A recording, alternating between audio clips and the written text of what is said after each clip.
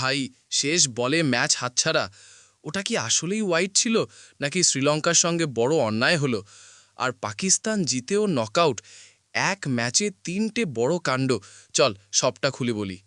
পাকিস্তান টি-20 বিশ্বকাপ থেকে নকআউট হয়ে গেছে ভাই। কালকের ম্যাচে দাসুন সানাকার সাথে যা হলো একদমই আনফেয়ার ডিসিশন। জি হ্যাঁ গাইজ, কাল ছিল পাকিস্তান বনাম শ্রীলঙ্কার ম্যাচ। পাকিস্তান ম্যাচটা জিতে নিল মাত্র ৫ রানে। এই ম্যাচে বাবার আজমকে পেইং 11-এ রাখা হয়নি, উনি খেলেননি।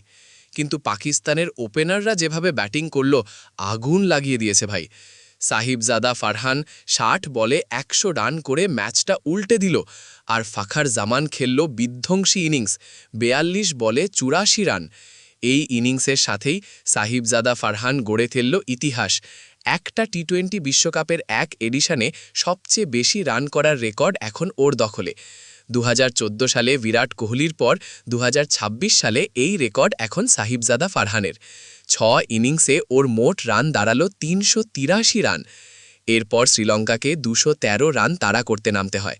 আর যদি ওরা ১৪৮ রান পার করতে পারত, তাহলে নিউজিল্যান্ড সেমিফাইনালে কোয়ালিফাই করে যেত। শ্রীলঙ্কা ২০৭ রান করেছিল, ফলে নিউজিল্যান্ড সেমিফাইনালে পৌঁছে গেছে। ভাই, ম্যাচটা একেবারে সিনেমার মতো শেষ হলো। শেষ ওভারে দরকার ছিল ২৮ রান। ক্যাপ্টেন দাসুন সানাকা প্রথম ৪ বলে ২২ রান তুলে নিল, কিন্তু শেষ বলটা পরিষ্কার ওয়াইড ছিল, তাও আম্পায়ার ওয়াইড দিল না। এই একটা ডিসিশনেই পুরো ম্যাচ ঘুরে গেল ভাই। সত্যি বলতে দাসুন সানাকার জন্য খুব খারাপ লাগছে। এত ভালো খেলেও একটা মাত্র ভুল ডিসিশনে ম্যাচ হাতছাড়া। এই ঘটনার পরে সানাত চায়াসুরিও আম্পায়ারদের ওপর ভীষণ রেগে গিয়েছিলেন। উনি সানাকাকে শান্ত করার চেষ্টা করছিলেন।